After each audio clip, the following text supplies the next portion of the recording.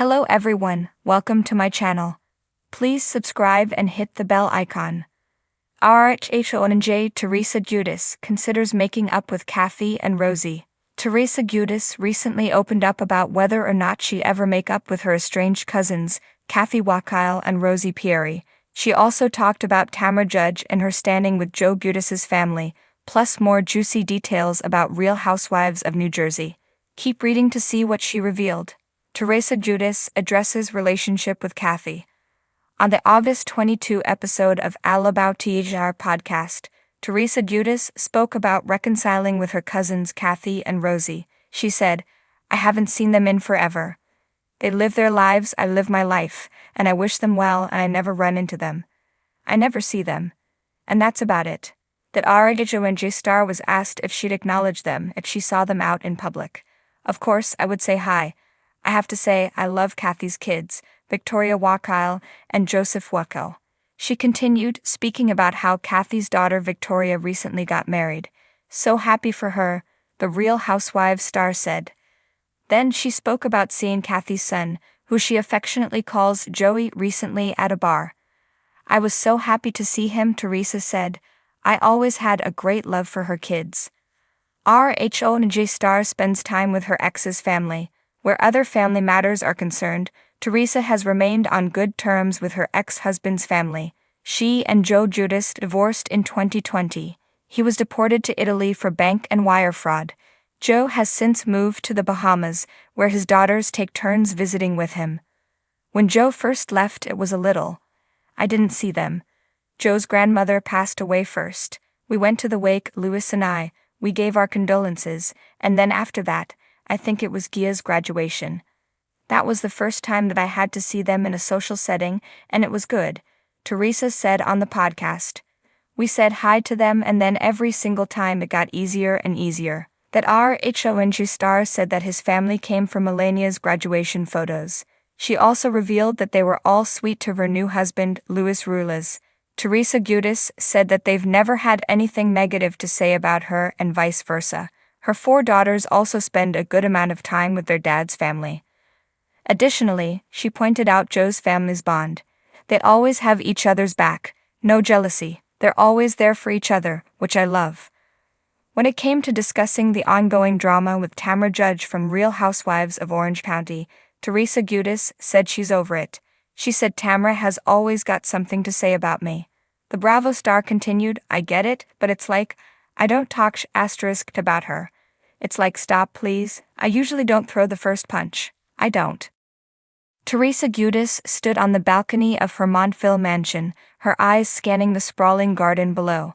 The evening air was heavy with the scent of blooming roses, the kind her mother used to grow in the garden. The roses had always been her favorite, a reminder of simpler times when family was everything.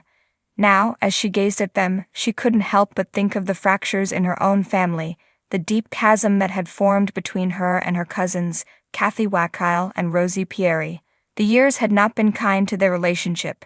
What once was a bond of shared childhood memories and Sunday dinners had turned into a battlefield of words and accusations, with both sides nursing wounds that seemed too deep to heal.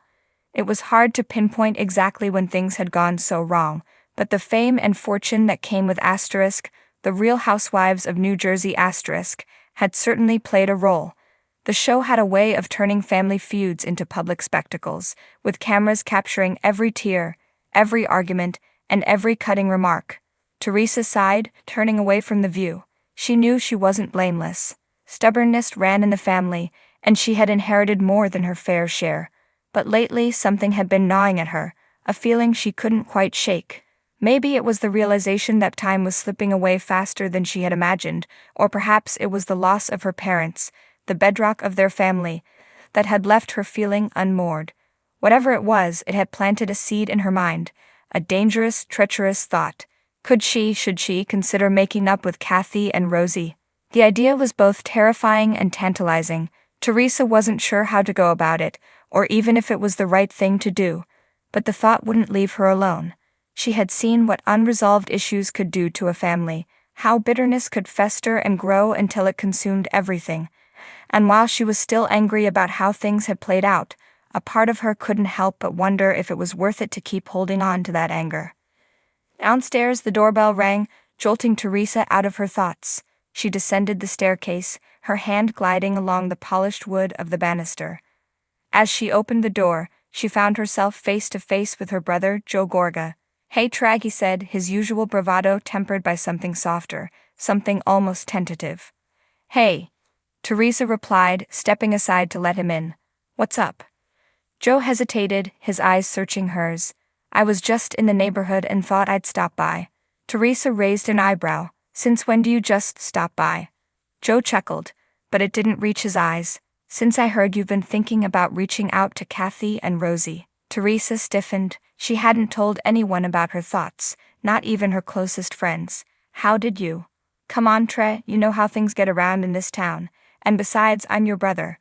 I can tell when something's on your mind." Teresa crossed her arms, leaning against the wall. "And what if I have been thinking about it? What's it to you?" Joe's expression softened, and he took a step closer to her. "Tre, I know things have been rough between us lately, and I'm not saying I've always handled things the right way. But family is family. If you're thinking about making peace with Kathy and Rosie, I think that's a good thing." Teresa looked away, the weight of her emotions pressing down on her. "It's not that simple, Joe. You know what they said, what they did."